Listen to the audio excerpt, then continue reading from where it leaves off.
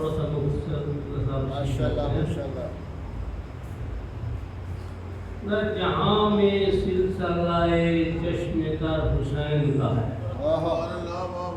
جہاں میں سلسلہ چشم تر حسین کا ہے عشق لوگوں کے لیکن اثر حسین کا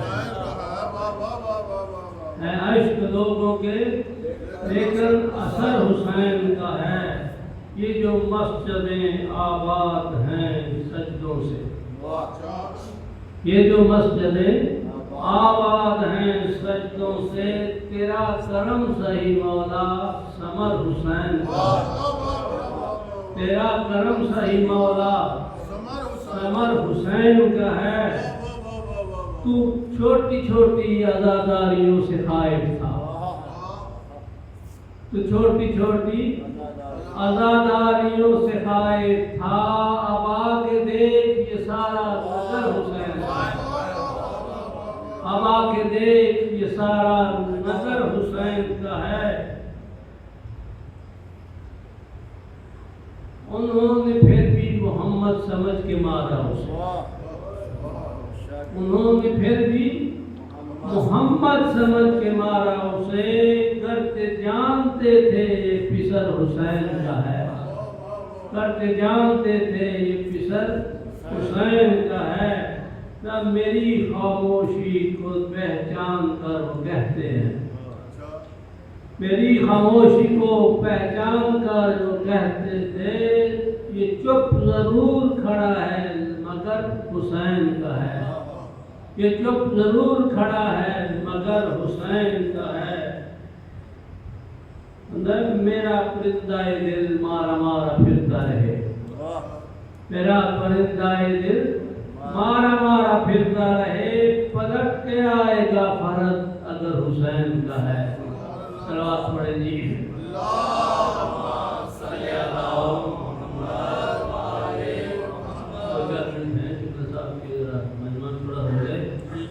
صلوات پڑھے جی.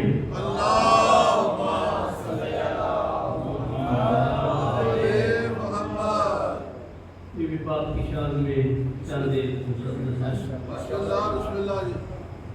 فرماتے ہیں جی. اختر در بطول سے ادنا سی شہ نما اختر در بطول سے ادنا سی شہ نما کم ظرف فتون خواہش جنت فضول کی کم ظرف فتون خواہش جنت فضول کی. تیری تو ہی نہیں ہے ایک گدائے در بطول تو ہی نہیں ہے ایک گدائے در بطول. اس صف میں انبیاء بھی ہیں اکثر کھڑے ہوئے اس صف میں انبیاء بھی ہیں اکثر کھڑے ہوئے. صلوات پڑھیے. اللہم صلی علی محمد. زہرا وہ عابدہ ہے کہ عبادت کو ناز ہے زہرا وہ عابدہ ہے کہ عبادت کو ناز ہے. اور زہرا وہ طاہرہ ہے کہ طہارت کو ناز ہے.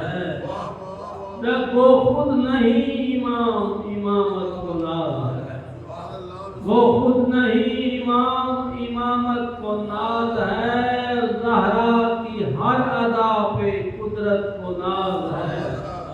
شوہر امام اور گیارہ پسر امام شوہر امام اور گیارہ پسر امام.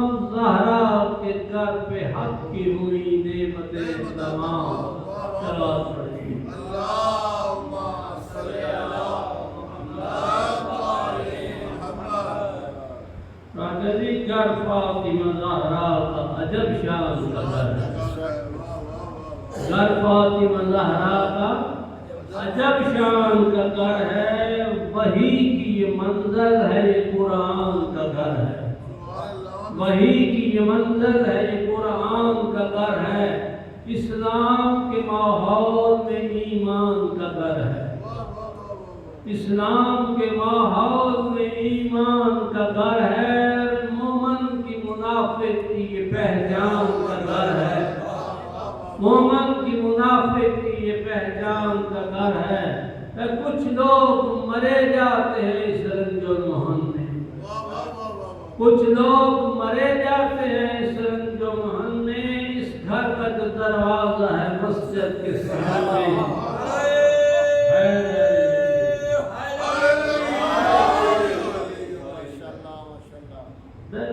جناب مریم اور جناب زہرا کا موازنہ تو ہم نہیں کہہ سکتے، ان کی شان بہت ہے، اس کی شان وہ اپنی جگہ اس کی شان، لیکن شاید کا ایک تخیل ہے۔ فرماتے ہیں مریم کا پدر عمران ہے گر، زہرا کا پدر محبوب خدا۔ مریم کا پدر عمران ہے گر، زہرا کا پدر محبوب خدا۔ مریم کا معزز شوہر نہ تھا، زہرا کو شرف حیدر کا ملا۔ مریم کا معزز شوہر نہ تھا، زہرا کو شرف حیدر کا ملا۔ تاریخ نے مریم کے عیسیٰ کا کب ہے ذکر کیا، تاریخ نے مریم کے عیسیٰ کا کب ہے ذکر کیا۔ قلما خدیجہ کبریٰ نے اسلام پہ قربان کر ڈالا۔ کرار کا پوتا مہدی جب دنیا میں جلوہ گر ہوگا، زہرا کے پسر کے قدموں میں مریم کے پسر کا سر ہوگا۔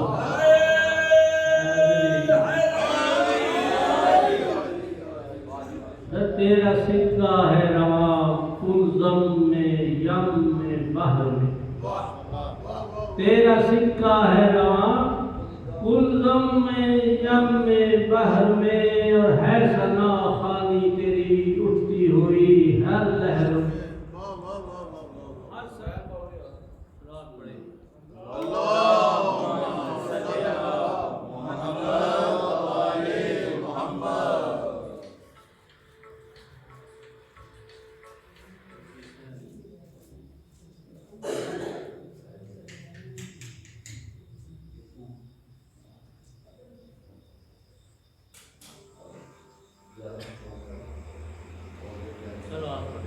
اللهم صل على محمد وعلى محمد۔ تیرا سکہ ہے رواں کلزم میں یم میں بحر میں، اور ہے ثنا خوانی تیری اٹھتی ہوئی ہر لہر میں۔ تا ابد اللہ کا یہ فیصلہ ہے دہر میں، قرائے ارضی کا کل پانی ہے تیرے مہر میں۔ ایک چوتھائی ہے خشکی، تین چوتھائی ہے آب۔ یہ قرائے ارض کی جو تقسیم ہے، اس میں ایک حصہ خشکی ہے، تین حصے پانی ہے۔ ایک چوتھائی ہے خشکی، تین چوتھائی ہے آب، پھر تین حصوں کی تو مالک، ایک کے بوترا۔ تین حصوں کی تو مالک اور ایک کے بوترا۔ صلوات پڑھے گی۔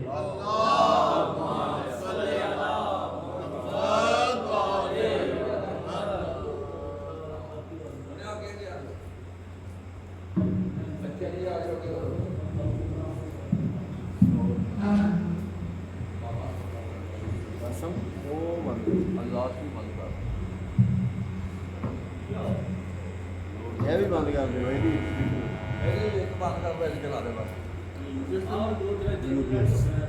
ماشاء اللہ ولا حول ولا قوة الا بالله العلي العظيم۔ اعوذ بالله السميع العليم من الشيطان اللعين الرجيم، بسم الله الرحمن الرحيم۔ الحمد لله الذي لا يبلغ مدحته القائلون ولا يحصي نعماءه العادون، الذي ليس لصفته حد محدود ولا نعت موجود، ثم الصلاة والسلام على الرسول المسدد المصطفى الأمجد، أعني أبا القاسم محمد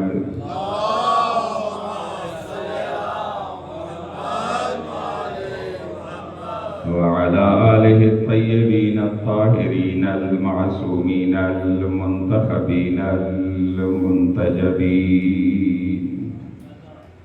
الذين أذهب الله عنهم الرجس وطهرهم تطهيرا. اللهم صل على واللعن الدائم على أعدائهم أجمعين من يوم عداوتهم إلى يوم الدين. أما بعد فقد قال الله سبحانه وتعالى في كتابه المجيد وفرقانه الحميد وقوله الحق. بسم الله الرحمن الرحيم. قل إن كنتم تحبون الله فاتبعوني يحببكم الله. صلوات.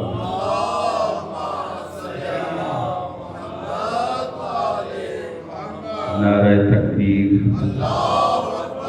سارے مل کے اس عبادت میں شامل ہو جائیے. نعرہ تکبیر. رب کریم آپ کو آسانی عطا فرمائے. نعرہ رسالت. خدا مند مطالعہ کی مشکلات آسان فرمائے. نعرہ رسالت. نعرہ حیدری. نعرہ حیدری. صلوات پڑھ دیجئے بلند آواز سے. اللہم صل علی محمد وآل محمد. دوستان محترم، بزرگان ملت اور بالخصوص میری ملت کے نوجوانوں، الحمدللہ ہم غلامان آل محمد اس حوالے سے فل مطمئن ہیں. ہمیں کوئی ٹینشن ہی نہیں ہے. اول تو ہمیں یہ ناز ہے کہ ہم جو آل محمد کے چاہنے والے ہیں، ہمارے پورے مذہب کی بنیاد یا قرآن پہ ہے یا محمد کے فرمان پہ ہے.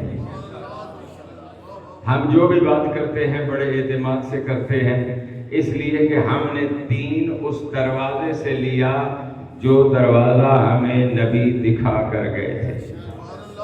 ابھی آپ شعر میں سن رہے تھے کچھ کہ یہی مروڑ اٹھ رہے ہیں کہ یہ دروازہ مسجد میں کیوں کھلتا ہے، لیکن وہی دروازہ جو نبی ہمیں دکھا کر گئے تھے ہم اس دروازے پہ بیٹھ رہے.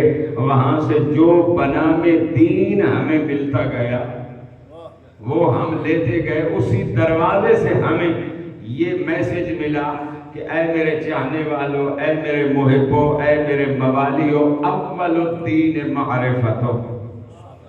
دین کا پہلا زینہ ہے اس ذات ذوالجلال کی معرفت. اور الحمدللہ فیض حسینی اور اس عزا خانے میں آپ لوگوں کی توجہات، ہم اتنا سمجھ چکے اس کائنات کا کوئی خالق ضرور ہے، اس کائنات کا پیدا کرنے والا کوئی ضرور ہے، اور اس کائنات کے پیدا کرنے والے کے لیے ہمیں کسی دلیل کی بھی ضرورت نہیں ہے. ایک صلوات پڑھ دیجئے بلند. اللہم صل علی محمد وآل محمد. پہلے لائٹ گئی تھی، اب یو پی ایس بھی جواب دے گے. اللہ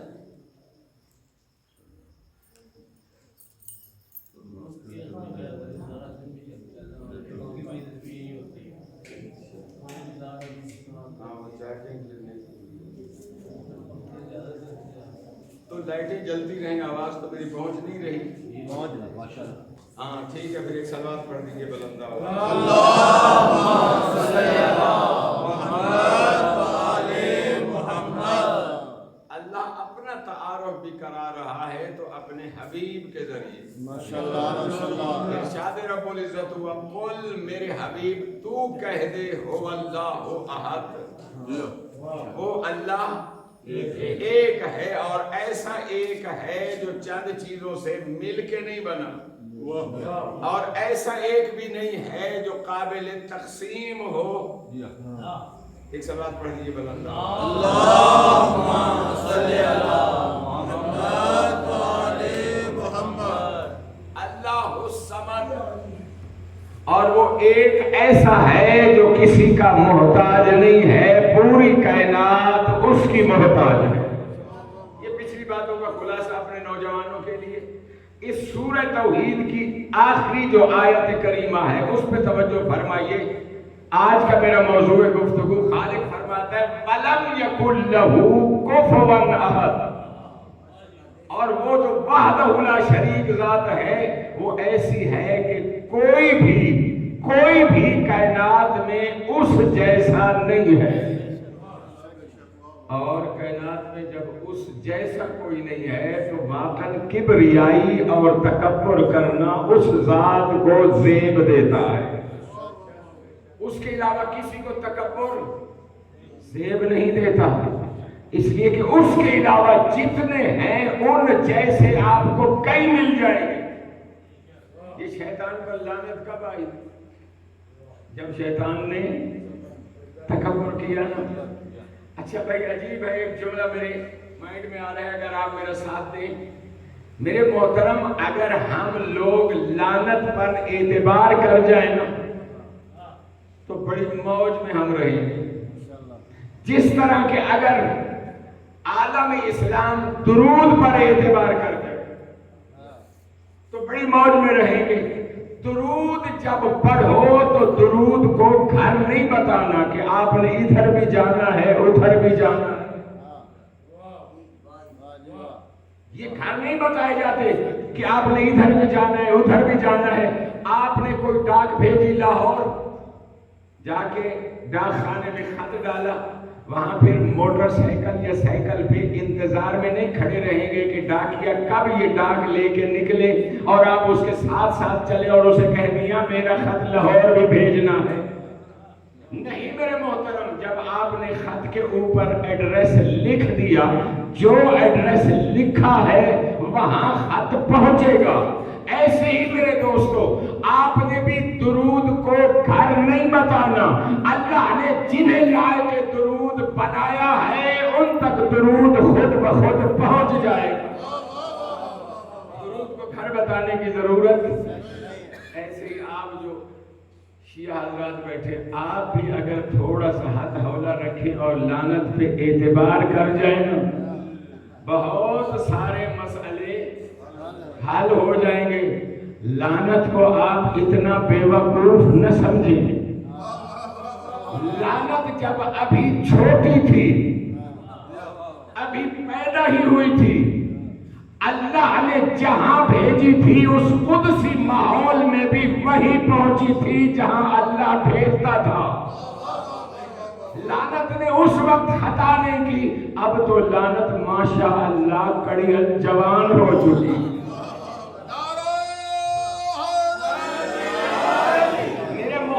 جس طرح درود کو گھر نہیں بتانے، ایسے ہی لعنت کو بھی گھر نہیں بتانا۔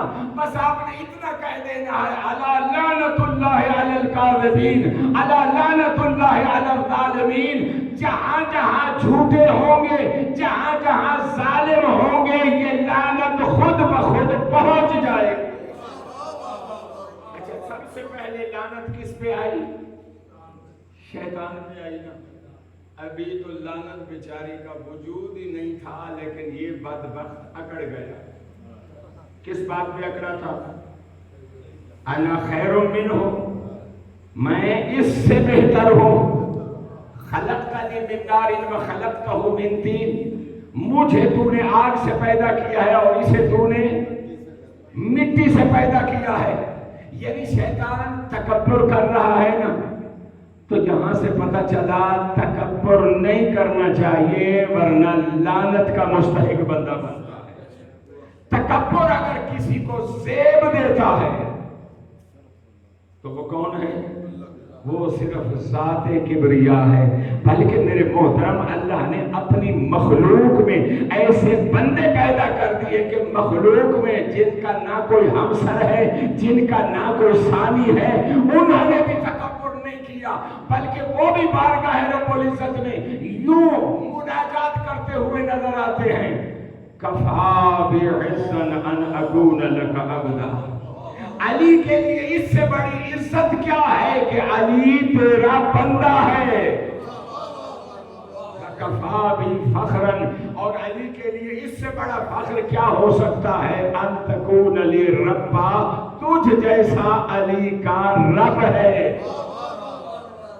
محترم، جب ان ہستیوں نے تکبر نہیں کیا، ہم کیا، ہماری بساط کیا؟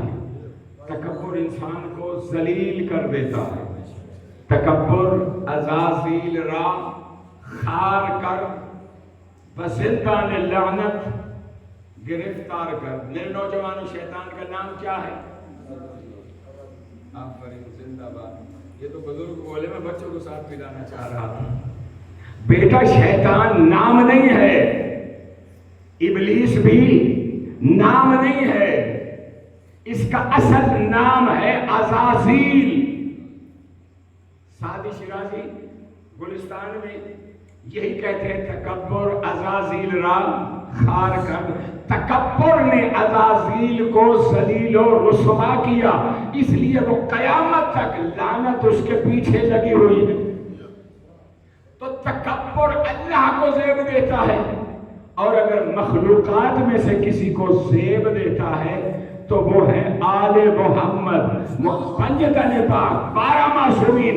لیکن ان ہستیوں نے پیغمبر سے لے کر 12ویں آقا تک، انہوں نے بھی بارگاہ رب العزت میں سجدے کر کر کے اس کریم رب کی عبادت کر کر کے بتا دیا، کبریائی اگر کسی کو سجدی ہے تو وہ ہمارا رب ہے، اور کسی کو کبریائی نہیں سجدی ہو بندہ اور اکڑ، بندے اور اکڑ کا جوڑ ہی نہیں ہے۔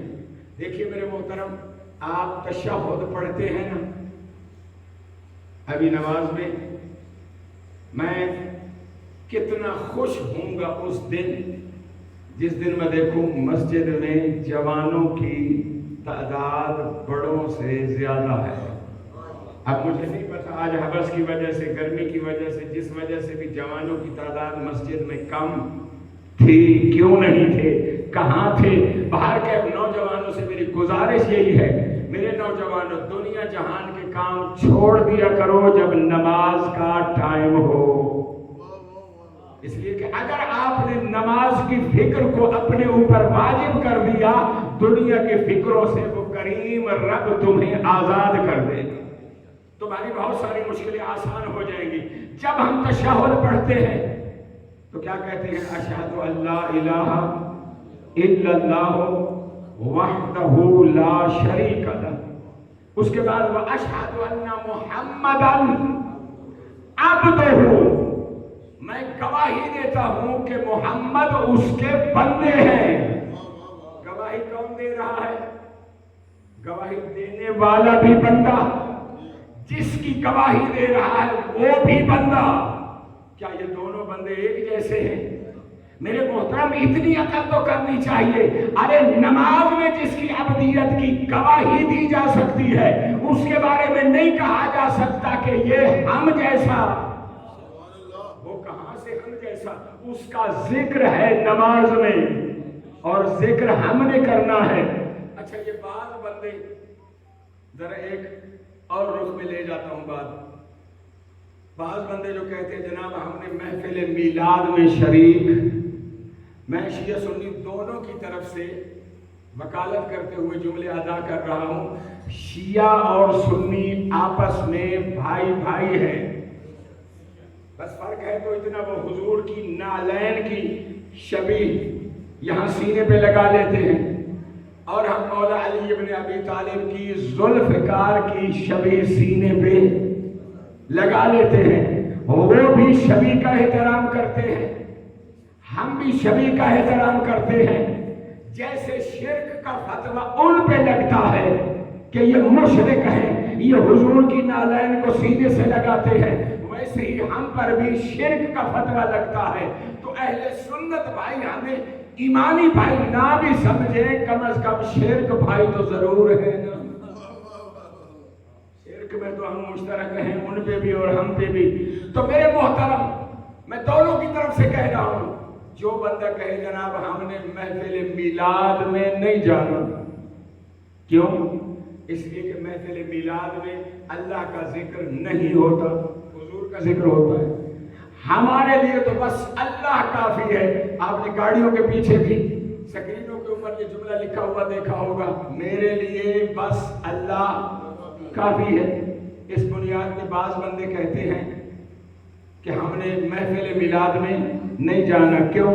ہم نے تو بس صرف اللہ کا ذکر کرنا ہے اور محفل میلاد میں اللہ کا ذکر نہیں ہوتا. اچھا, وہ کہتے ہیں مجلس اعلیٰ میں ہم نے نہیں جانا. کیوں جی؟ مجلس اعلیٰ میں اللہ کا ذکر نہیں ہوتا. یہ اس کا تصور ہے, ورنہ ہماری مجلسوں میں آ کے دیکھو قرآن بھی یہی سنایا جاتا ہے, اللہ کا فرمان بھی یہی سنایا جاتا ہے, رسول کا فرمان بھی یہی سنایا جاتا ہے. پورا دین اسلام یہی مجلسوں میں سمجھایا جاتا ہے.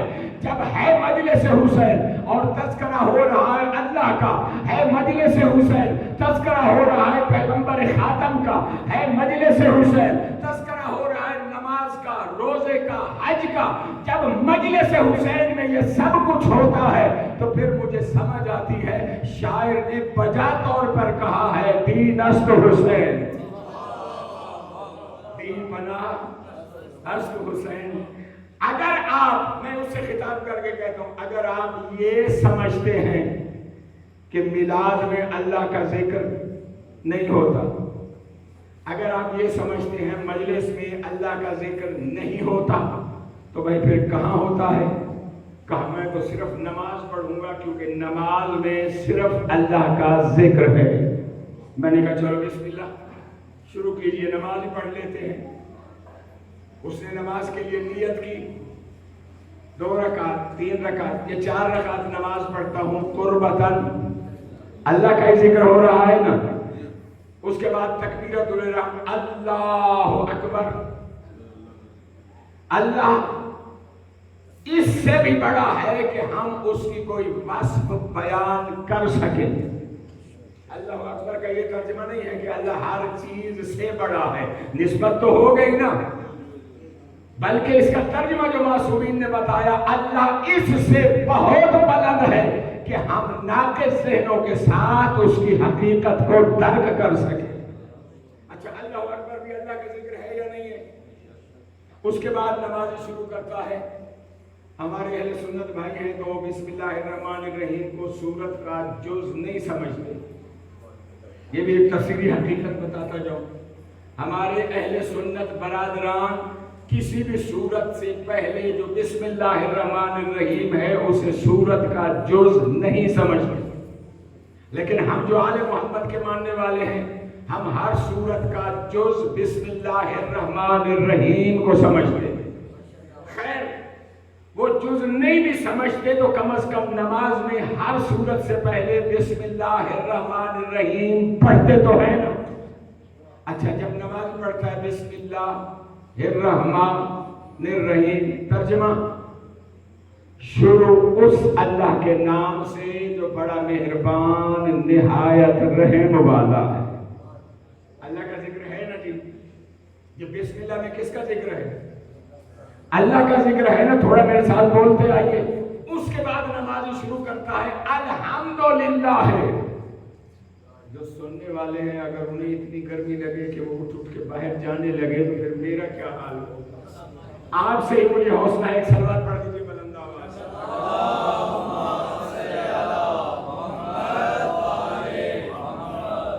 ایک مرتبہ پھر اپنی زبانوں کو معطر کیجیے.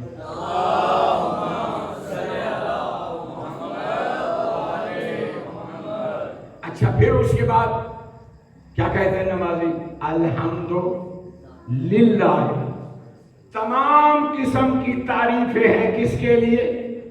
اللہ کے لیے. کون اللہ؟ رب العالمین, جو پوری کائنات کا پالنے والا ہے. صرف مسلمانوں کا نہیں, صرف یہودیوں کا نہیں, صرف نصرانیوں کا نہیں, کسی فرقے کی بات ہی نہیں ہے. یہاں انسانیت کی بات ہو رہی ہے کہ اللہ رب العالمین ہے. اچھا, یہ ہم نماز پڑھ رہے ہیں, رب العالمین ہے. اور الرحمن الرحیم, وہ اللہ وہ ہے جو رحمان بھی ہے اور رحیم بھی ہے. مالک یوم الدین, قیامت کے دن کا مالک ہے. یہ بھی اللہ کا ذکر ہو رہا ہے یا نہیں؟ اچھا میرے محترم، کتنا ہی مزہ آ جائے ہم جب نماز پڑھیں ہمیں پتہ ہو ہم نماز میں کس سے گفتگو کر رہے ہیں اور کیا گفتگو کر رہے ہیں۔ ہماری نمازوں میں کیفیت کیوں نہیں پیدا ہوتی؟ اس لیے پیدا نہیں ہوتی کہ دماغ ہمارا کہیں اور ہے اور کھڑے ہیں مصلی پہ، بلکہ اکثر اوقات، میں آپ کی بات نہیں کر رہا، میں گناہ گار ہوں، میں اپنی بات کرتا ہوں، بہت ساری چیزیں جو ہمیں پہلے یاد نہیں آ رہی ہوتی، وہ کہاں رکھی تھی، وہاں میرا کون سا کام تھا، اس سے میں نے کون سی بات کرنی تھی، نہیں یاد آ رہی ہوتی، ادھر مصلی پہ آتے ہیں، ادھر ساری بھولی ہوئی چیزیں یاد آنا شروع ہو جاتی ہیں۔ کیوں؟ ہم تو تھے بارگاہ ربوبیت میں، یہ ادھر ادھر ذہن کیوں جا رہا ہے؟ بعض اوقات ادھر ہم نے اللہ اکبر کہا، ادھر مارکیٹ میں پہنچ گئے، اس دکان سے فلانی چیز لی، اگلی دکان سے کچھ اور سودا سلف لیا، پوری مارکیٹ گھوم کے جب ہم خریداری پوری کر لیتے ہیں، پوری کر کے جب گھر پہنچتے ہیں، ادھر ہم گھر پہنچتے ہیں، ادھر نماز ختم، السلام علیکم ورحمۃ اللہ وبرکاتہ۔ یہ کیوں ایسا ہوا؟ دیکھیے میرے محترم، میں آپ کے یہاں پڑھنے کے لیے آتا ہوں، یہ جگہ ہے پڑھنے والوں کے لیے۔ میں جیسے ہی اندر آؤں، کوئی مجھے کہے مولانا آپ آئے پڑھنے ہیں، آ تو گئے ہیں اس امام بارگاہ میں، لیکن خبردار آپ اس کرسی پہ نہیں بیٹھ سکتے، پڑھنا ہے تو کھڑے ہو کے پڑھو، اس منبر پہ تم بیٹھ کے بولو میری بستی ہے یا نہیں ہے۔ آپ کے گھر کوئی مہمان آتا ہے، مہمان کی آپ آستس بھی کرتے ہیں، عزت بھی کرتے ہیں، ویلکم بھی کہتے ہیں، لیکن اسے کہتے ہیں مہمان صاحب آپ نے جہاں بیٹھنا ہو بیٹھ جائیے، پر میرے بستر پہ نہ بیٹھیے۔ بولو اس بیچارے کی بستی ہے یا نہیں ہے؟ اگر مہمان کو ایسا کہا جائے اس کی بستی ہے، اگر اللہ کسی بندے کو کہہ دے خبردار تم میری نماز نہیں پڑھ سکتے، اس کی کتنی بستی ہے؟ سورہ مدثر میں خالق نے ارشاد فرمایا، اسی آیت کو لے کر اس منبر سے غلط تبلیغ کی جاتی ہے کہ جناب بس مجلس ہے، مجلس کے علاوہ نماز کی کوئی ضرورت نہیں ہے۔ کیوں؟ اس لیے کہ قرآن میں خالق ارشاد فرما رہا ہے لا تقربوا الصلاۃ، نماز کے قریب مت جاؤ۔ آدھی آیت پڑھی جاتی ہے، اگلا حصہ پڑھا نہیں جاتا، آدھی آیت کو پڑھ کے اپنی مرضی کا مطلب نکال کے واہ واہ کروا دی جاتی ہے، اور یاد رکھیے آدھی آیت پڑھ کے اپنا مطلب نکالنا یہ یزید کا کام ہے، کم از کم حسینیوں کا کام نہیں ہے۔ سورہ مدثر میں خالق نے فرمایا لا تقربوا الصلاۃ، خبردار نماز کے قریب مت جانا۔ کب؟ وَأَنْتُمْ سُكَارَىٰ، نشے کی حالت میں۔ میرے پاس وقت ہوتا تو میں بتاتا، نہج البلاغہ میں مولا نے فرمایا نشہ صرف شراب کا نہیں ہوتا، نشہ عہدے کا بھی ہوتا ہے، نشہ جاگیروں کا بھی ہوتا ہے، مال دولت کا بھی ہوتا ہے۔ اللہ کہہ رہا ہے جب تم نشے کی حالت میں ہو خبردار میری بارگاہ میں حاضر نہیں ہو سکتے۔ آپ نے دیکھا ہوگا، یہاں سے تھوڑا سا ہم اپنا جائزہ لیں، ہمیشہ اگلی صف میں امام جماعت کے پیچھے میں کھڑا ہوتا تھا۔ ایک دن میں لیٹ آیا، وہاں کوئی غریب آدمی بیٹھ گیا، جناب بس وہیں سے میرا منہ بن گیا، میں چودھری صاحب ہو کے پچھلی صف میں کھڑا ہوں، وہیں سے واپس اللہ نے کہا بہتر ہے تو واپس چلا جا۔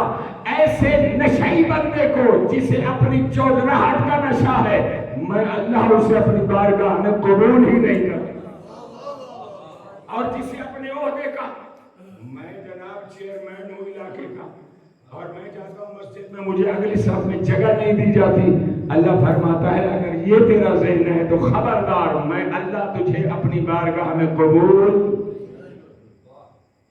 لا تقربوا الصلاۃ، نماز کے قریب مت جاؤ، حتی حتی تعلموا، سورہ مدثر، میرے نوجوانوں گھر جا کے قرآن کھول کے دیکھیے گا، حتی تعلموا ما تقولون، اس وقت تک مسلح پہ نہ چڑھو جب تک تمہیں یہ علم نہ ہو تم کہہ کیا رہے ہو۔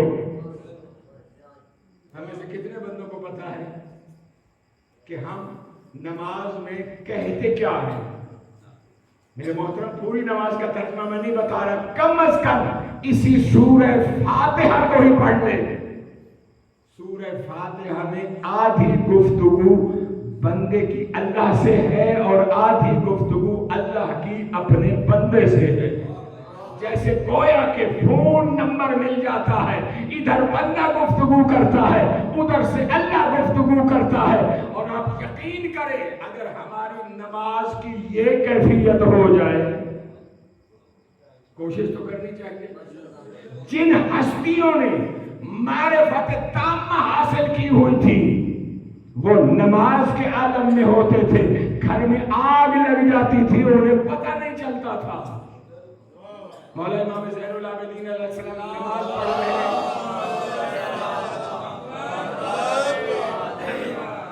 نماز پڑھ رہے ہیں، چھوٹا بچہ، دیکھیں آپ جو زیارات پہ گئے ہیں، کوفہ میں مولا کا گھر دیکھا ہے، مولا کے گھر کے اندر ہی پانی کا کنواں ہے۔ یہ پرانے زمانے میں یہ والا سسٹم تو نہیں تھا، موٹریں لگی ہوئی ہوں، ٹینکیاں بنی ہوئی ہوں یا ہینڈ پمپ گھروں میں لگے ہوئے ہوں، نہیں، گھروں میں کنویں بنے ہوتے تھے، وہیں سے گھر والے اپنے ضرورت کا پانی لیا کرتے تھے۔ تو میرے چوتھے مولا کے گھر میں بھی کنواں بنا ہوا تھا، مولا مصلی عبادت پہ نماز پڑھ رہے ہیں، یا چھوٹا بچہ، اچھا اب مجبوری ہے کہنا بچہ ہی ہے، وہ بچہ بھی کوئی معمولی بچہ نہیں ہے، آپ کے اور میرے پانچویں مولا امام محمد باقر علیہ السلام۔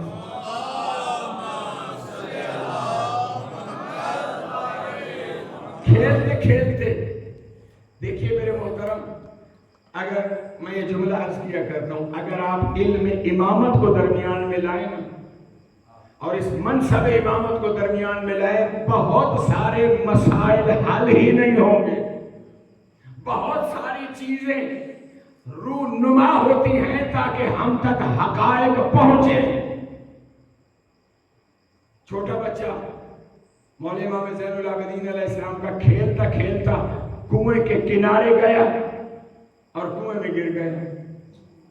ماں دیکھ رہی تھی کہ بچہ کنویں میں گر گیا ہے، اور ماں کا بھی تعارف کراتا جاؤں، ماں بھی کوئی معمولی ماں نہیں ہے، فاطمہ بنت حسن، امام حسن علیہ السلام کی دختر نیک اختر، کوئی معمولی ماں نہیں ہے۔ لیکن باہر کیف ماں چاہے نبی کی ہو چاہے امام کی ہو، ماں تو ماں ہی ہوتی ہے نا۔ ماں کے جو جذبات ہیں وہ تو فطری جذبات ہیں، انہیں تو کوئی نہیں ختم کر سکتا۔ اب ماں شفقت مادری سے مجبور ہو کر اونچی اونچی آواز میں بول کے کہتی ہے، مولا ہمارا بچہ کنویں میں گر گیا ہے، آپ کو ہوش ہی نہیں ہے، آپ نماز پڑھ رہے ہیں۔ دوڑ کے ہاجرہ کی طرح دوڑ کے کبھی کنویں کی طرف جاتی ہے، بچے کو دیکھتی ہے، پھر دوڑ کے وہاں آتی ہے جہاں مولا امام سجاد مصلی عبادت پہ بارگاہ رب العزت میں سبوح قدوس رب الملائکہ کی تسبیح کر رہے تھے۔ اب کبھی ادھر کبھی ادھر، کچھ اثر ہوا مولا پہ؟ نہیں ہوا۔ تاریخ بتاتی ہے اسی سپیڈ سے، اسی خشوع و خضوع سے مولا نے نماز ختم کی۔ جب نماز ختم کی ماں دوڑی دوڑی آئی، مولا کمال ہے ہمارا بچہ کنویں میں گر گیا ہے۔ میں چیختی رہی، میں چلاتی رہی، میں آپ کو پکارتی رہی، مولا آپ نے نماز ہی نہیں چھوڑی، دیکھیے ہمارا بچہ کنویں میں گر گیا ہے۔ میرے مولا امام سجاد مسکرائے، مسکرا کے کہا آؤ میرے ساتھ۔ ماں کو ساتھ لے کے کنویں کے کنارے پہ پہنچے، میرے مولا نے زیر لب کچھ پڑھا اور کنویں کے پانی کو اشارہ کیا، کنویں کا پانی اوپر اٹھتا آیا، اوپر اٹھتا آیا۔ جب پانی کناروں کے قریب آیا، ماں نے دیکھا بچہ پانی کے اوپر ایسے کھیل رہا ہے جیسے زمین پہ بیٹھا ہو۔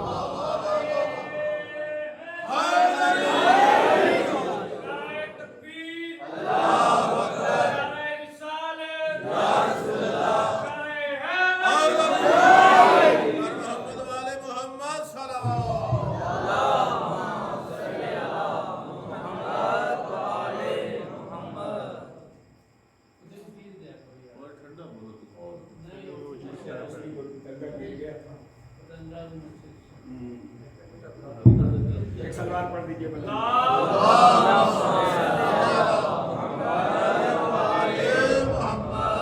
پانی اوپر اٹھائے، کنویں کے کناروں تک جب پہنچا، بولو کبھی دیکھا ہے آپ نے کوئی بڑا، کوئی خرد سال، کوئی بچہ پانی کے اوپر ایسے بیٹھا ہو جیسے زمین کی سطح پہ بیٹھا ہو؟ لیکن چشم فلک نے یہ منظر دیکھا، امام سجاد کا بیٹا جو خود امام ہے وہ کنویں کے پانی کے اوپر ایسے بیٹھا تھا جیسے کوئی زمین کے اوپر بیٹھتا ہے اور کھیلنے میں مصروف تھا۔ جملہ سنیے گا، میرے مولا نے دونوں ہاتھوں سے اپنے لال کو اٹھایا، اٹھا کے ماں کی گود میں دیا اور کہا دیکھ لے تیرے بچے کا دامن بھی گیلا نہیں ہوا، اور یاد رکھ اگر میں اس محافظ کو چھوڑ دیتا تیرے بچے کی حفاظت کون کرتا؟ میں جس کی بارگاہ میں تھا اس نے تیرے بچے کی حفاظت کی ہے۔ تو یہ عالم ہوتا تھا ان کا نماز کے حالت میں۔ اور مولا علی ابن ابی طالب کا واقعہ تو آپ نے سنا ہوا ہی ہے، کسی جنگ میں مولا کے پیر میں تیر لگا، تیر کی نوک ٹوٹ کے پاؤں کے اندر رہ گئی۔ اب جب نکالتے ہیں، ظاہر سی بات ہے، بڑی توجہ چاہتا ہوں، یہ اپنے ذہنوں میں بٹھا لیجئے، نبی ہو یا امام ہو، چاہے نبی یا امام ہے تو انسان نہ۔ یہ الگ بات ہے کہ انسان کی کامل ترین فرد ہوتا ہے نبی یا امام۔ تو اب نکالنا چاہتے ہیں پیر سے، تکلیف اتنی زیادہ ہوتی ہے کہ ناقابل برداشت، نکال نہیں پاتے۔ کسی نے مشورہ دیا، اب میں آپ سے پوچھوں گا مشورہ دیا کس نے تھا؟ کسی نے مشورہ دیا اگر علی کے قدم سے تیر نکالنا چاہتے ہو تو اس وقت نکالنا جب یہ بارگاہ ربوبیت میں نماز پڑھ رہے ہو۔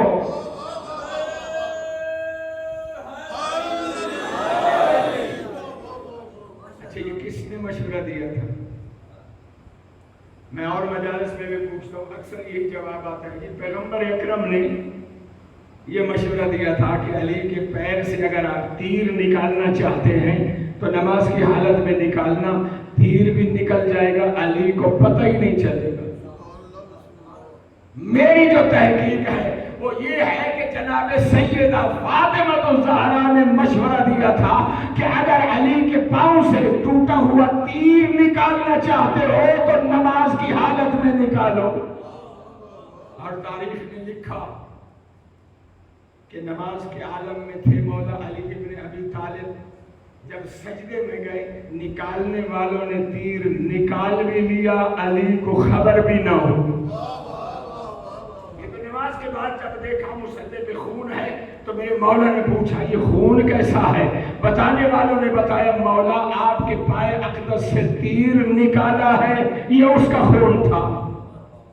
ماننے والی یہ بات بھی نہیں ہے کیونکہ ہم ہیں سائنس کی دنیا کے لوگ، ہم کوئی چیز بن دیکھے یا وداؤٹ آرگومنٹ تو مانتے ہی نہیں ہیں۔ یہ کیسے ممکن ہے؟ سوچنے کی بات تو ہے نا، یہ کیسے ممکن ہے ہو بھی انسان اور اس کے پیر سے تیر نکالا جائے؟ نماز کے علاوہ تو تکلیف اتنی زیادہ ہو کہ نکالا نہ جا سکے، اور نماز کے عالم میں ہو جائے تو پھر وہی تیر نکال لیا جائے، انہیں خبر تک نہ ہو۔ یہ کیسے ممکن ہے؟ میں کہتا ہوں قرآن پر تو سارے اسلامی فرقوں کا اتفاق ہے یا نہیں ہے؟ احسن القصص حضرت یوسف علیہ السلام کا قصہ تو سب نے پڑھا بھی ہے، سنا بھی ہے نا؟ تو اس میں زلیخا کا واقعہ پڑھا ہے، سنا ہے نا؟ عام طور پر یہ واقعہ ممبروں سے بیان ہوتا نہیں ہے، لیکن میں بھی اس میں سے اپنی ضرورت مطابق ایک ٹکڑا لیتا ہوں۔ جب زلیخا پر اعتراض کیا مصر کی عورتوں نے، زلیخا تجھے کیا ہوا، تو اتنی پاگل ہو گئی تھی، اپنے منصب کو، اپنی شاہی کو، اپنی عزت کو بھی تو نے داؤ پہ لگا دیا، یہ کیا کیا؟ اب زلیخا بجائے دلیلوں کے جواب دینے کے، اس نے پریکٹیکلی انہیں جواب دینا چاہا۔ مصر کی جتنی عورتیں تھیں ان سب کو دعوت میں بلایا، کھانا کھا چکی، ان کے ہاتھوں میں ایک پھل دیا گیا، دوسرے ہاتھ میں چھری دی گئی، اور اس نے ہدایت کیا کی تھی؟ ہدایت یہ کی تھی کہ جب میں کہوں نا تب اس پھل کو کاٹ دینا۔ اب ایک ہاتھ میں پھل ہے، دوسرے ہاتھ میں چھری ہے۔ ادھر حضرت یوسف علیہ السلام کو کہا کمرے سے نکلو، اور بنا سوار کے نہیں، میک اپ کر کے نہیں، شاہی لباس پہنا کے نہیں، سادہ حالت میں غلاموں کے لباس میں نکالا، اور کائن عورتوں کے سامنے سے گزر جاؤ۔ جمال یوسف میں مہریت کا عالم یہ تھا کہ انہوں نے جب چھری چلائی، چھری چلنے کے بعد پھل کٹا، پھل کٹنے کے بعد ان عورتوں کی انگلیاں کٹ گئیں۔ ان عورتوں کو احساس بھی نہ ہوا، کیوں؟ اس مجازی جمال میں اتنی مہر تھی کہ انہیں انگلیاں کٹنے کی تکلیف کا احساس ہی نہ ہوا۔ ارے جب کوئی اس کے مجازی میں اتنا مہر ہو جائے تو تکلیف کا احساس نہ ہو، جو محبوب حقیقی کے عشق حقیقی میں مہر ہو، اس کے مہر ہونے کا کیا عالم ہوگا؟ تو میرے محترم، اگر ہم واقعی طور پر نماز سوچ سمجھ کے پڑھیں تو آپ یقین کریں، یہ جو قرآن کہتا ہے نماز کا فلسفہ کیا ہے؟ ان الصلاۃ تنہا، کون بول رہا ہے؟ اچھا ماشاءاللہ عمران صاحب۔ ان الصلاۃ تنہا عن الفحشاء والمنکر، نماز روکتی ہے کس سے؟ برائیوں سے۔ ہم جو نماز پڑھتے ہیں، نماز پڑھنے کے بعد ہم میں سے کتنی برائیاں کم ہوئی ہیں؟ بڑی توجہ چاہتے ہیں۔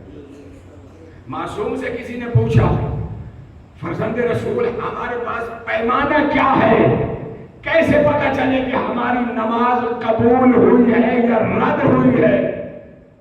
مولا نے فرمایا سادہ سی بات ہے، اگر نماز پڑھنے کے بعد تیرے اندر سے کوئی نہ کوئی برائی کم ہو جائے پھر سمجھ لینا تیری نماز قبول ہے۔ لیکن نماز بھی پڑھی جا رہی ہے، اور ماشاءاللہ حاجی صاحب کے کام بھی وہی ہے جو نماز سے پہلے تھے، پھر سمجھ لینا نماز تمہاری عادت ہے، عبادت نہیں ہے۔ نماز عبادت کب بنتی ہے؟ جب انسان کو پتہ ہو کہ نماز ہے کیا۔ الصلاۃ، نماز کی باتوں سے ناراض تو نہیں ہوتے نا؟ ابھی تو میں اس بندے کو لے کے چل رہا ہوں جو کہتا ہے میں مجلس میں نہیں آنا چاہتا، میں محفل میلاد میں نہیں آنا چاہتا، اس کی بھی خبر لیتا ہوں، لیکن پہلے ذرا آپس کی اپنی باتیں کر لیں۔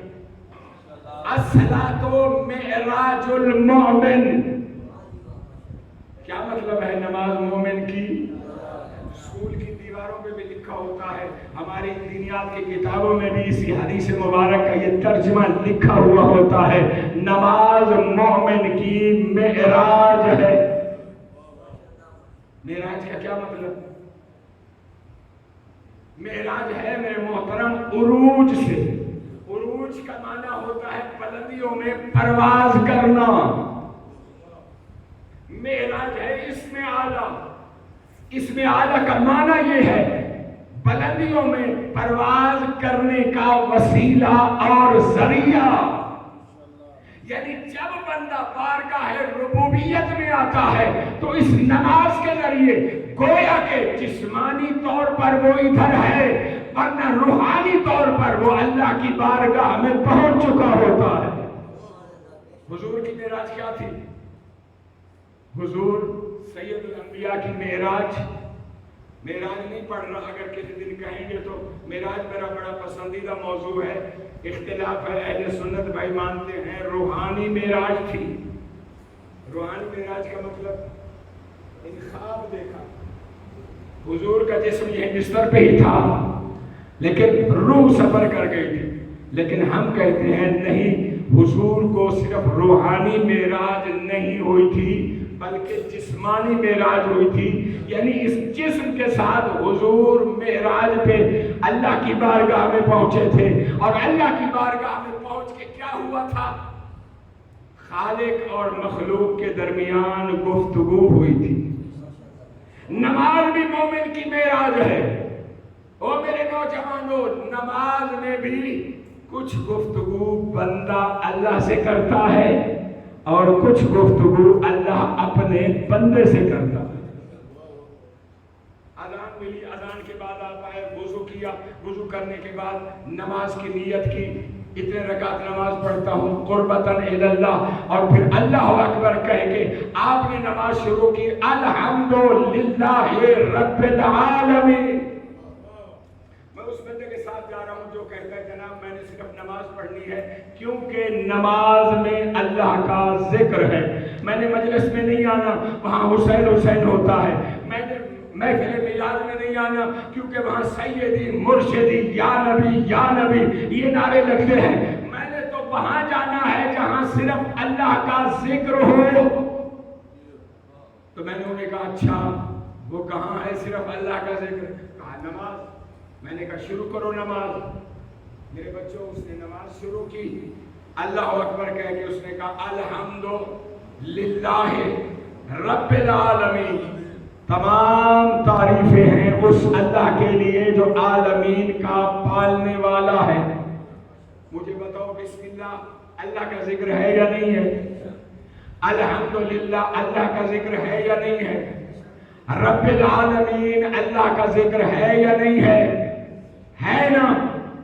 الرحمن الرحیم اللہ کا ذکر. مالک یوم الدین قیامت کے دن کا مالک. کون بندہ ہے جو ایک حیدری نعرہ سنا دے تاکہ سارے بیدار ہو جائیں؟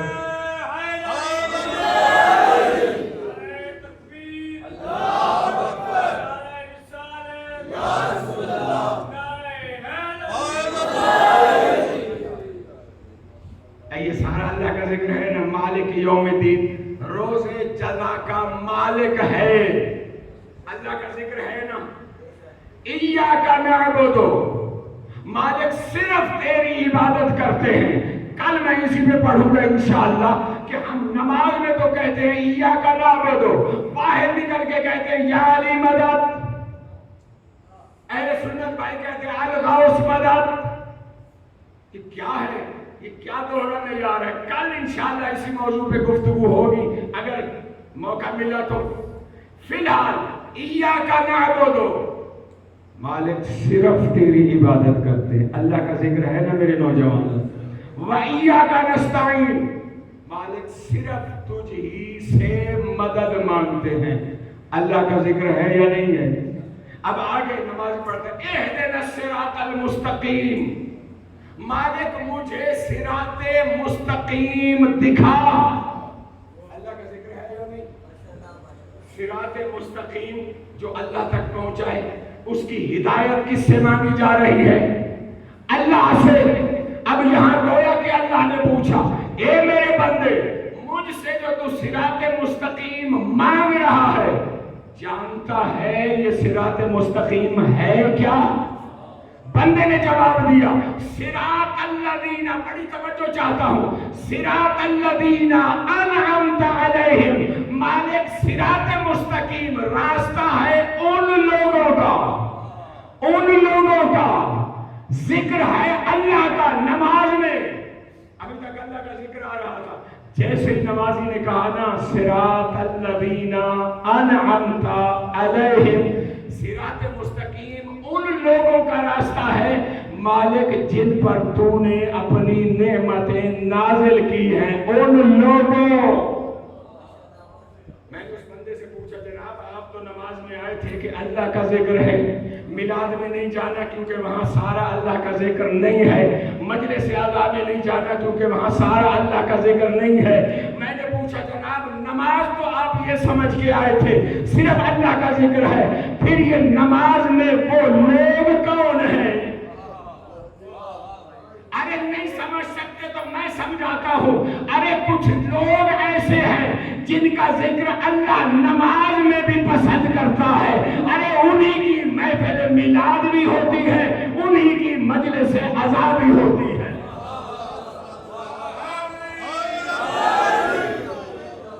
اچھا وہ کون لوگ ہیں؟ سورہ مریم آیت نمبر 58، پنجابی سرائے کی آج کل نئی روشنی کے بچے ہیں 58، 50 اور 8۔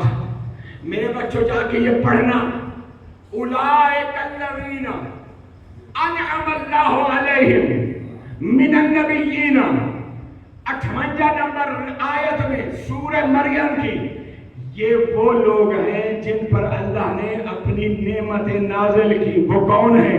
من النبیین، نبیوں میں سے۔ وہ نبیوں میں سے کون کون ہیں؟ من ذریت آدم، کچھ تو ہے آدم کی ذریت میں سے، وممن حملنا مع نوح، اور کچھ وہ لوگ ہیں جو نوح کی کشتی پر سوار ہوئے تھے، وذریت ابراہیم، اور کچھ نعمت والے وہ ہیں جو ذریت ابراہیم سے ہے۔ یہ ہے نعمت والے لوگ۔ اب ذرا اس کی اور وضاحت کروں، کسی مسلک کی آپ کتاب اٹھا کر دیکھیں جس کتاب میں خطبہ نکاح موجود ہے، کس کا خطبہ نکاح؟ جو خطبہ نکاح پیغمبر خاتم اور جناب خدیجۃ الکبریٰ کا نکاح پڑھا گیا تھا، اس کا خطبہ جس کتاب میں لکھا ہوا ہو وہ کھول کے دیکھو، وہاں لکھا ہوا ہوگا نکاح خان تھے جناب ابو طالب، اور جناب ابو طالب نے نکاح کا خطبہ اس طرح پڑھا، الحمدللہ الذی جعلنا من ذریت ابراہیم، تمام تعریفیں اس اللہ کی جس نے ہمیں ذریت ابراہیم سے قرار دیا۔ معلوم ہوا ابو طالب ہے ذریت ابراہیم میں سے، اور ذریت ابراہیم سورہ مریم کی آیت نمبر 58 کے مطابق یہ بتاتی ہے کہ جو ذریت ابراہیم ہے ان پر اللہ کی نعمتیں ہیں، اور جن پر اللہ کی نعمتیں ہیں ہر مسلک کا مسلمان نماز میں ان نعمت والوں کا راستہ مانگتا ہے۔ میں کہتا ہوں ارے نماز میں جن کا راستہ مانگا جاتا ہے ان کے کفر و اسلام پہ بحث نہیں کی جاتی، ان سے بڑا تو کوئی مومن ہی نہیں ہے۔ تو میرے محترم، یہ نماز میں بھی ان ہستیوں کا تذکرہ ہے، اور یہ وہ ہستیاں ہیں جن پر اللہ نے نعمتیں نازل کی۔ افسوس دامن وقت میں گنجائش نہیں رہی، ظاہر سی بات ہے آپ کے بھی کچھ معمولات ہیں، میرے بھی کچھ معمولات۔ آپ روزانہ اپنے گھروں کو چھوڑتے ہیں، بچوں کو گھر میں چھوڑا، اپنے گھر کے ضروری کام چھوڑے اور یہاں آتے ہیں صف عذاب۔ کیوں؟ اس لیے کہ ہم نے سن رکھا ہے، نبی نے فرمایا ہے ان الحسین مصباح الہدی و سفینۃ النجات۔ لوگوں میرا حسین ہدایت کا چراغ ہے اور نجات کی کشتی ہے۔ نجات کی کشتی صرف مولا حسین ہے، مولا علی نہیں ہے، مولا حسن نہیں ہے، مولا امام زین العابدین سے لے کر 12ویں آقا تک۔ کیا وہ نجات کی کشتی نہیں ہے؟ سنتے جائیے میرے نوجوانوں. آیت اللہ جعفر شستری اپنی کتاب مجالس المؤمنین میں لکھتے ہیں کہ میرے چھٹے مولا ارشاد فرماتے ہیں کلنا سفن النجات، ہم جتنے آل محمد کے افراد ہیں ہم سارے نجات کی کشتیاں ہیں. جس کشتی میں سوار ہو جاؤ نجات مل جائے گی. لیکن وَلَكِنَّ سَفِينَةَ حُسَيْنٍ أَسْرَعُ، سب سے تیز ترین سفینہ نجات میرے مولا حسین کا ہے. کلنا ابواب اللہ، معصوم فرماتے ہیں ہم جتنے آل محمد کے فرد ہیں ہم سارے اللہ تک پہنچنے کا دروازہ ہیں. لیکن باب الحسین اوسع، مولا حسین کا دروازہ بہت وسیع ہے.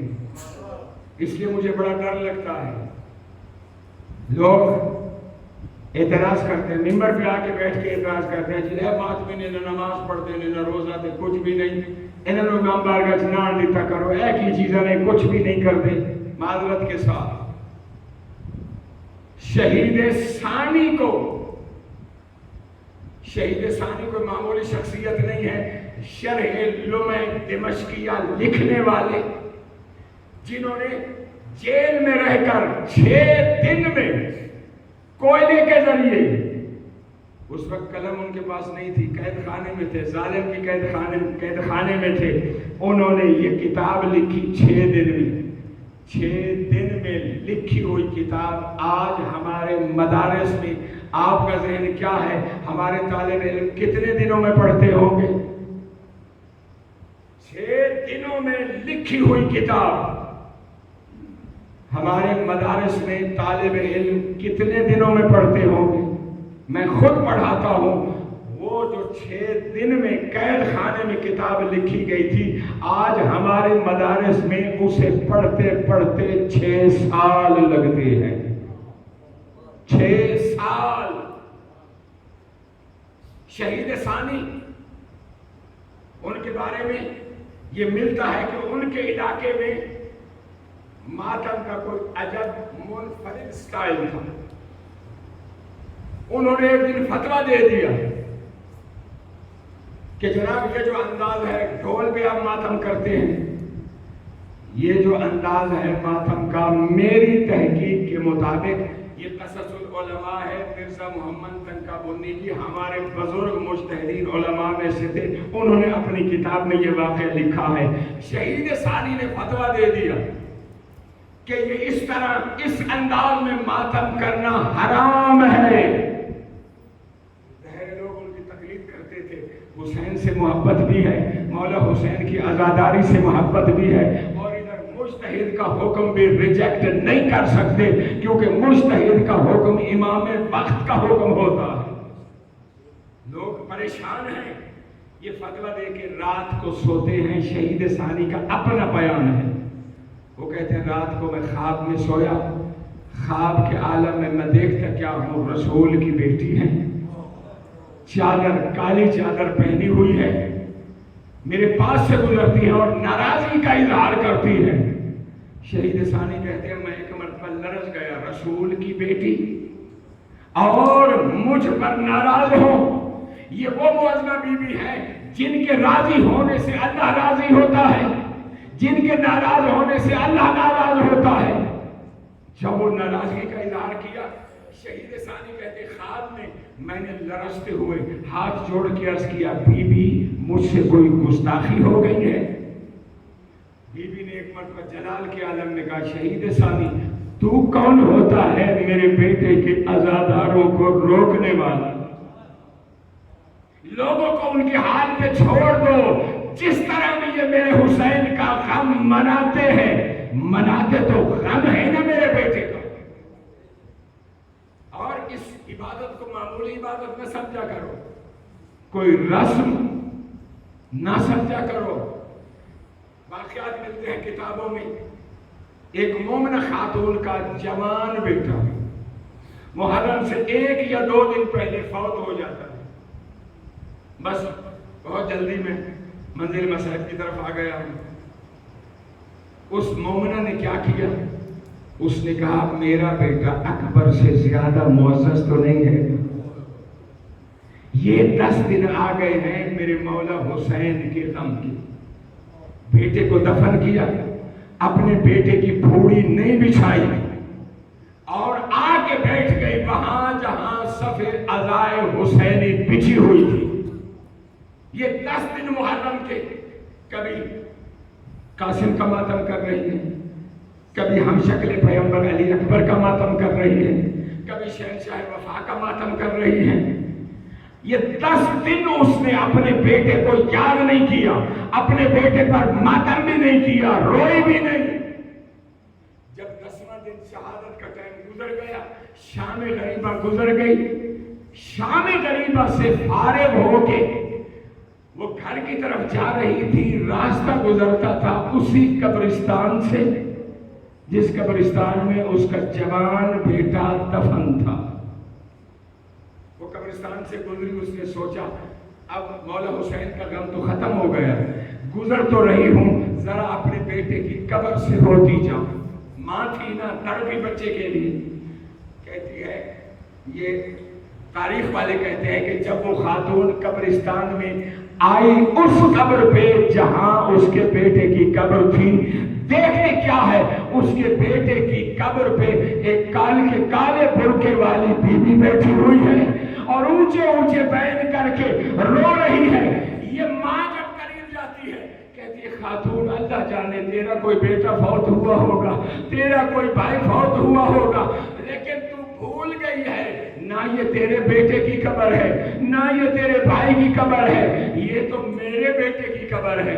اس کالے برقعے والی بی بی نے رخ اس مومنہ عورت کی طرف کر کے کہا، اے مومنہ خاتون میں بھولنے والی نہیں ہوں، میں کبھی نہیں بھولتی، مجھے اچھی طرح پتا ہے یہ تیرے بیٹے کی قبر ہے، لیکن اے مومنہ خاتون 10 دن تو نے میرے حسین کی صف عزا کو آباد کیا، تو میرے بیٹے حسین کے غم میں روتی رہی ہے، 10 دن ہو گئے ہیں میں مسلسل تیرے بیٹے کی قبر پہ رو رہی ہوں۔ عزاداروں یہ بڑا کریم گھرانہ ہے، بس ان کے دروازے پہ کوئی آئے تو صحیح، بلکہ عزاداروں بڑے سے بڑا مجرم بھی جب اس کریم دروازے پہ آیا ہے اس کا جرم معاف ہو گیا۔ میں آپ سے پوچھتا ہوں واقعات کربلا میں نظر ڈال کے دیکھیے، ہور سے بڑا کوئی مجرم تھا؟ مولا حسین کے گھوڑے کی لگام میں ہاتھ کس نے ڈالا؟ ہور نے۔ مولا کا راستہ کس نے روکا؟ اللہ جانتا ہے آج کسی M P A M N A کا کوئی پولیس والا کوئی افسر بھی راستہ روک لے، اسمبلی میں باقاعدہ قرارداد پیش ہو جاتی ہے، قرارداد مذمت، بلکہ اس پولیس افسر کو سزا بھی دے دی جاتی ہے۔ یہ عام دنیا کا ایک عہدیدار، اور یہ وہ حسین ہے جسے اللہ کے نبی نے کہا یہ جنت کا سردار حسین ہے۔ خدا شاہد ہے، ہور نے مولا کی باغ میں آ کے ہاتھ ڈالا اور کہا میں یزید کی طرف سے آیا ہوں کہ آپ کو گرفتار کروں۔ جانتے ہو کریم کربلا نے کیا کہا؟ کریم کربلا نے کہا ہور گرفتار بعد میں کرنا، پہلے یہ بتا یہ بولتے ہوئے تیری زبان میں لکنت کیسی ہے، تو اٹک اٹک کے کیوں بول رہا ہے؟ عرض کرتا ہے مولا دور کا سفر ہے، صحرا کا سفر ہے، گرمی شدید ہے، راستے میں پانی ختم ہو گیا تھا، میں بھی پیاسا ہوں، میرے لشکر والے بھی پیاسے ہیں۔ عزاداروں جو جملہ سننا تھا، زہرا کے لال نے کہا بیٹا علی اکبر، بھائی عباس مشکوں کے منہ کھول دو۔ ہر کے لشکر کے ایک ایک سپاہی کو پانی پلایا گیا۔ علی بن طلحہ محاربی بیان کرتا ہے میں اونٹنی کے اوپر سوار تھا، مولا کے سپاہی مجھے مشقت دہانہ میرے ہاتھوں میں ڈالتے ہیں، پیاس کی وجہ سے مجھ سے سنبھلا نہیں جا رہا تھا، میرے ہاتھوں سے پانی گر رہا تھا۔ علی بن طلحہ محاربی کہتا ہے جب میری یہ حالت دیکھی نا زہرا کے لال نے خود کرسی سے اٹھے، میری ناکہ کو بٹھایا، خود اپنے ہاتھ ہاتھوں سے مشق کے ذریعے مجھے پانی پلایا، اور جب لشکر کے سپاہی پانی پی چکے، میرے مولا حسین نے کہا عباس یہ جو جانور ہے نا یہ بھی اللہ کی مخلوق ہے، انہیں بھی پیاس لگتی ہے، عباس ہور کے لشکر کے ایک ایک گھوڑے کے سامنے پانی رکھو، جب تک ایک یا دو مرتبہ منہ ڈال کے وہ منہ اٹھا نہ لے اس کے سامنے سے پانی نہیں ہٹانا۔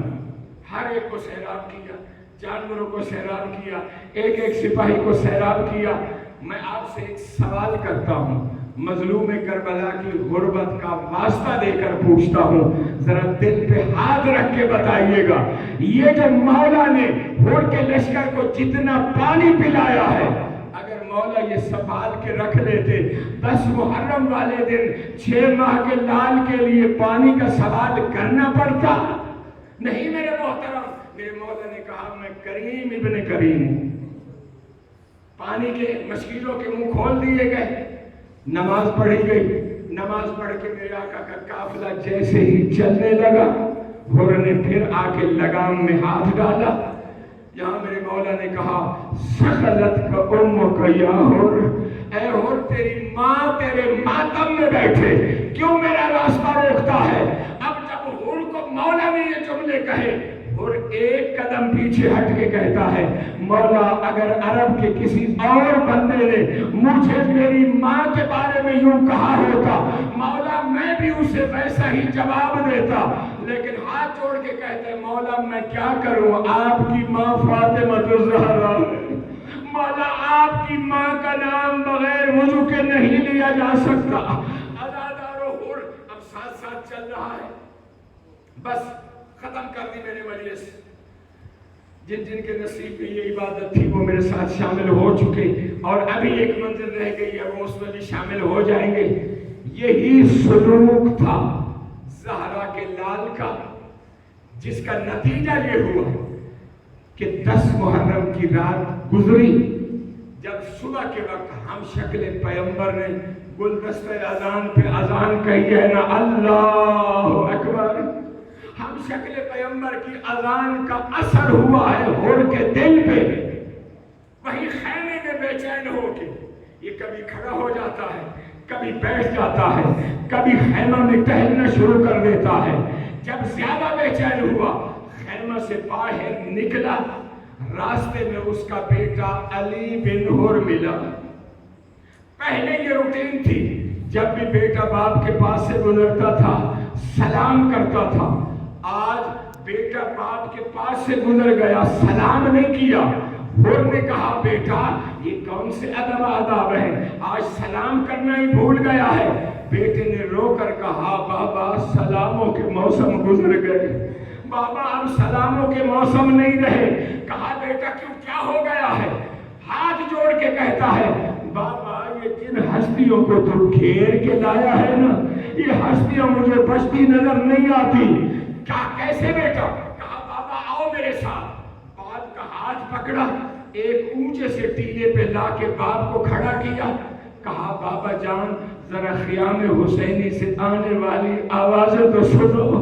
عزادارو اتنا بڑا بہادر تھا اور سب سے بڑا جرنیل تھا لشکر اشقیاء کا، اتنا بڑا بہادر بھی جب خیام حسینی سے آنے والی آوازیں سنی نا برداشت نہیں کر سکا، بے حال ہو کر گھٹنوں کے بل کربلا کی زمین پہ بیٹھا۔ عزادارو سنو کہ کیا آوازیں آ رہی تھی خیام حسینی سے؟ کوئی آواز آ رہی تھی چچا پانی، کوئی آواز آ رہی تھی اماں پانی، کوئی آواز آ رہی تھی پھوپھی اماں پانی، پیاس بہت لگی ہے۔ بس ان باتوں نے ہور کے دل پہ اثر کیا۔ کہا بیٹا میرے دونوں ہاتھ بھی باندھ دو، میری آنکھوں پر بھی پٹی باندھ دو۔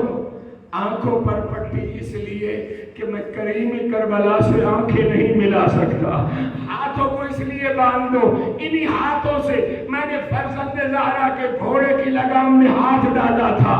ارے ادھر سے مجرم چلا، سامنے بیٹا ہے، پیچھے پیچھے ہور ہے، اور یہ کہتا آ رہا ہے بیٹا جب میں کریم کربلا کی بارگاہ میں پہنچ جاؤں نا بس مجھے بتا دینا، میں قدموں میں گر کے معافی مانگ لوں گا۔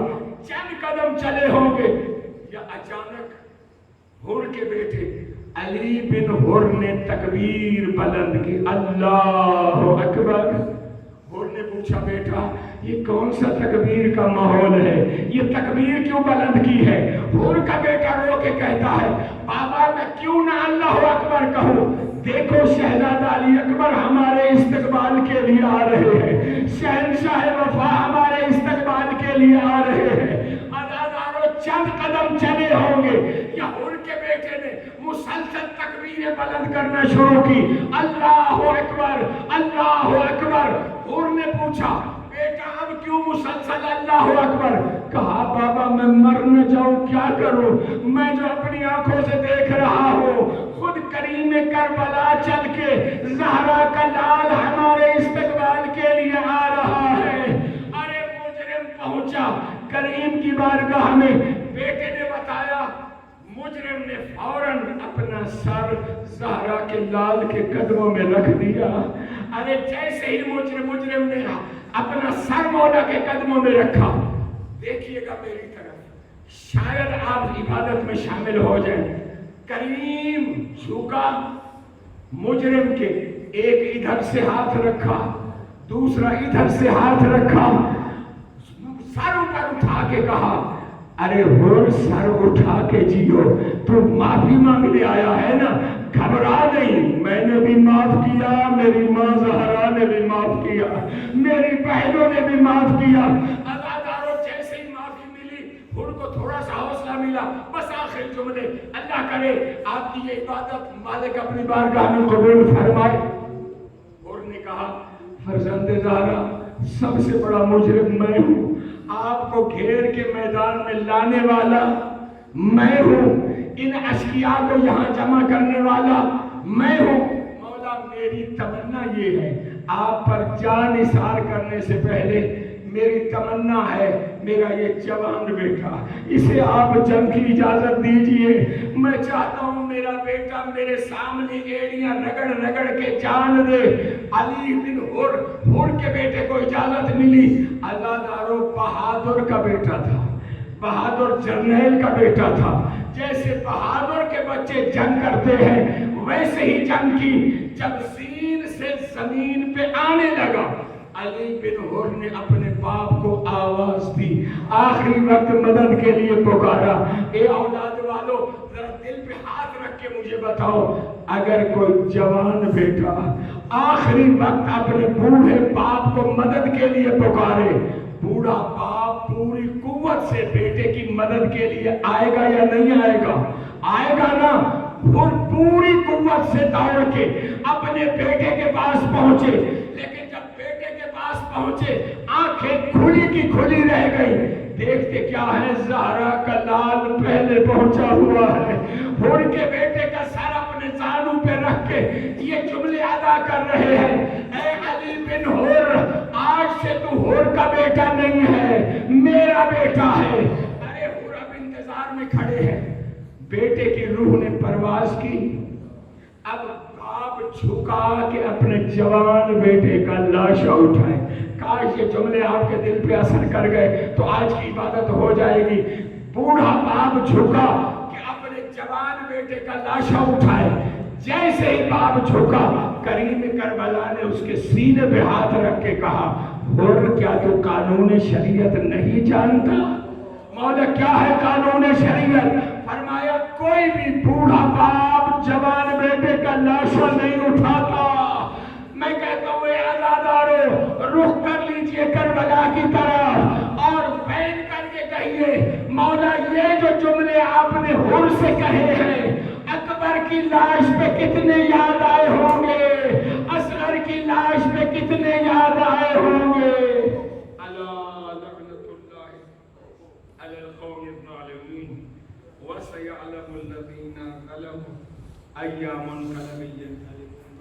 आले मोहम्मद की इज्जत और अज़मत का वास्ता हमारी इस खलील से इबादत को अपनी बारगाह में कबूल फरमा। मालिक आले मोहम्मद की इज्जत और अज़मत का वास्ता इस सफ़े अदा के मुअस्सिसीन, बानियान जो इस दुनिया से जा चुके हैं या जो मौजूदीन हैं, جو اس صف اعلیٰ کا اہتمام کرتے ہیں، دامیں، درہمیں، قدمیں، سخنیں، مالک تجھے واسطہ کریم کربلا کی مظلومیت کا ان کا یہ اہتمام اپنی بارگاہ میں قبول فرما۔ اس کے صدقے میں مالک ان کی دینی دنیاوی مشکلات آسان فرما، ان کے جملہ مرحومین کے صغیرہ و کبیرہ گناہ معاف فرما۔ بارے آل محمد کی عزت و عظمت کا واسطہ تمام حاضرین مرد و خواتین جو اس مجلس اعلیٰ میں باب الحوائج کا دربار سمجھ کے تشریف لاتے ہیں، مالک باب الحوائج کی عظمت کا واسطہ تمام حاضرین کے حوائج شرعیہ پورے فرما، ان کی دینی دنیاوی مشکلات آسان فرما۔ مالک جو بے اولاد ہیں انہیں اولاد نرینہ عطا فرما، جو بے روزگار ہیں ان کے روزگار کے اسباب مہیا فرما، تمام مومنین و مومنات کو رزق حلال وسیع عطا فرما۔ مالک ہم سب گناہگار ہیں، کریم کا دربار ہے، مالک اس کریم کے صدقے میں ہمارے صغیرہ و کبیرہ گناہ معاف فرما، ہمارے مرحومین کو شفاعت محمد و آل محمد نصیب فرما، ہمارے مریضوں کو شفاء کاملہ و عاجلہ عطا فرما، ہمارے شہداء کو شہداء کربلا کے ساتھ محشور فرما۔ مالک تجھے واسطہ محمد و آل محمد کی عزت و عظمت کا مومنین و مومنات دنیا کے جس کونے میں بھی مصروف ادا ہے، مالک ان کی جان مال عزت کی محافظت فرما، علماء حق کا سایہ ہمارے سروں پر قائم و دائم فرما، مملکت خدا داد پاکستان کو شر شیطان شر اعداء سے محفوظ فرما۔ بارے آل محمد کی عزت و عظمت کا واسطہ ہمارے بار میں آقا کو ہم سے راضی و خوشنود فرما، ان کے ظہور پر نور میں تعجیل فرما۔ ربنا تقبل منا انك انت السميع العليم بجاه محمد واهل بيته الطيبين الطاهرين، اللهم صل على محمد وآل محمد ماتم حسین۔